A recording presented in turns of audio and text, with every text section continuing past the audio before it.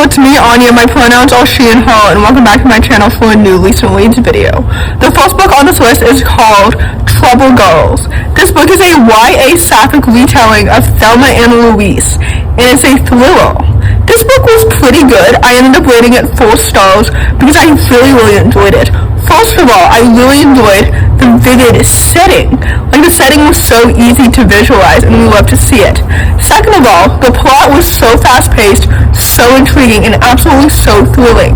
I wasn't expecting to really enjoy this book because I don't typically like these gritty, darker stories, but I really enjoyed this story because it felt very distinct and unique, and I had no idea what would happen next with the plot or the story, so I was very emotionally invested in it. The sapphic romance was great and well developed, and I really enjoyed the characters too themselves. So overall, the story was so good, and it was so well done, and I think that I will gladly read more from the author in the future. So anyway, like I mentioned before, I ended up rating this book 4 stars because I really enjoyed it, and with that, I would highly recommend it. The next book on this list is called Forestborn. This book is a YA fantasy and follows a young girl who's a shapeshifter. So basically she has the ability to turn into 3 distinct animals, which is so cool. And she's trying to find a cure for a magical sickness. So that's fun. This book was so good.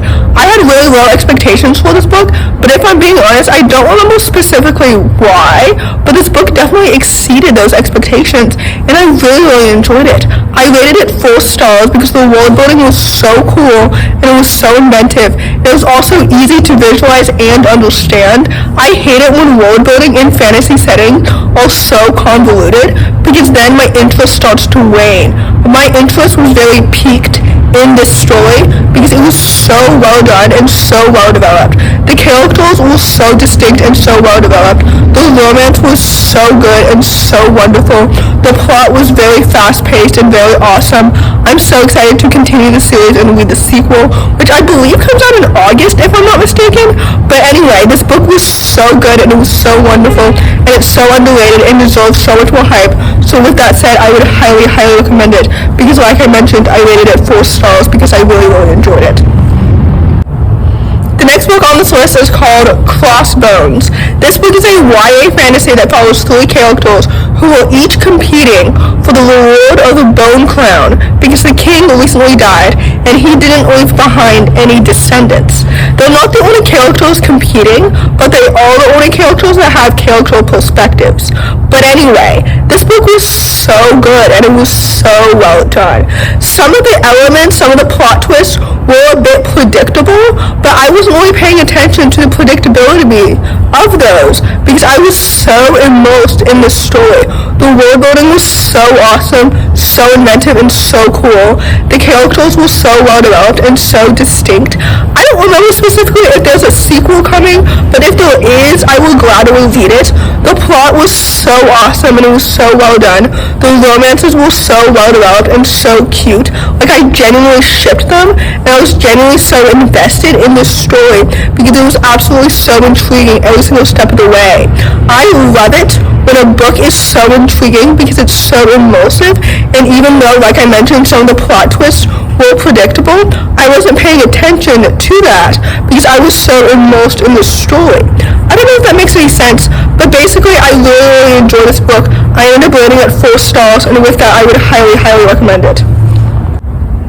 The next book on this list is called The Red Palace. This book is a YA historical fiction mystery, and it follows a young palace nurse as she works together to try to solve a murder mystery in 1758 in Korea. I had very low expectations for this book because I previously DNF'd 2 of the author's previous books, but I ended up enjoying this book. However, I only rated it 3 stars because the world building was great. It was so cool. It was so careful and well developed. The writing is so good. I definitely understand the hype for this author because, like I mentioned, her world building and her plots were so carefully crafted. I really enjoyed them. The main character was wonderful and ambitious and driven and very intelligent. However, her romance, I couldn't care less about it. Like, I didn't really feel like it was the most developed. Like, it felt kind of underdeveloped, if that makes any sense. So I didn't really love that.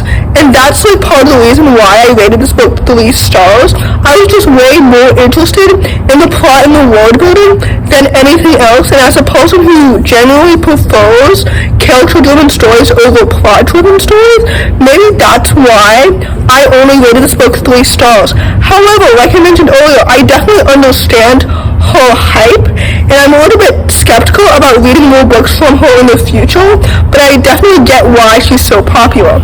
Anyway, with that said, I rated this book 3 stars. I don't know if I'm going to read more books from her in the future, but I do recommend this story if you like YA historical fiction mystery books. The last book on this list, but certainly not the least, is called Lawless Spaces.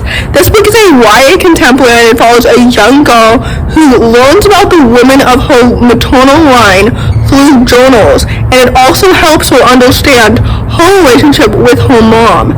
This story was so good and it was so well done. I had really low expectations for this book because it's been a hot minute since I've read a YA book by this author. The most recent books that I've read by this author were middle grade, so I was a little bit skeptical that this book wouldn't be that good. But this book was so good and it was so awesome. I really enjoyed it and I ended up rating it 4 stars. I love stories that tackle the subjects of body autonomy and consent because I think that those are so important and so timely and so necessary. And that's something that I wish that I had understood when I was younger. I was so glad that I was taught those things when I was younger, but I wish that I had truly understood them. You know what I mean? Anyway, the characters were so well developed and so distinct. I really enjoyed all of the historical stories as she was learning about her grandmother and her mom and her great-grandmother, etc. Those were so cool, and I was so emotionally attached to each story and to each character. The free verse format of the story really helped bring it to life so much more. The writing was so beautiful and it was so lyrical. The plot was so wonderful. The romance was so cute. This book deserves all the hype and so much more. I ended up rating it 4 stars. However, there is a trigger warning on this book for sexual assault, which I should have mentioned at the beginning of this review, but it's also said in the beginning of this book. So anyway, please keep that in mind when you read this book. But anyway, I ended up rating this book 4 stars because I really enjoyed it, because I think it's so good and so awesome. So with that said, I would highly recommend it. So, in conclusion, I rated all of these books 4 stars, with the exception of The Red Palace, which I rated 3 stars, so by default, that book is my least favorite book on this list, but I highly recommend all the rest. Anyway, if you enjoyed this video, please don't hesitate to give it a big thumbs up, comment down below the envelope emoji if you made it all the way to the end of the video. Thanks for watching, subscribe to my channel if you're new, and I'll see you in the next video. Bye!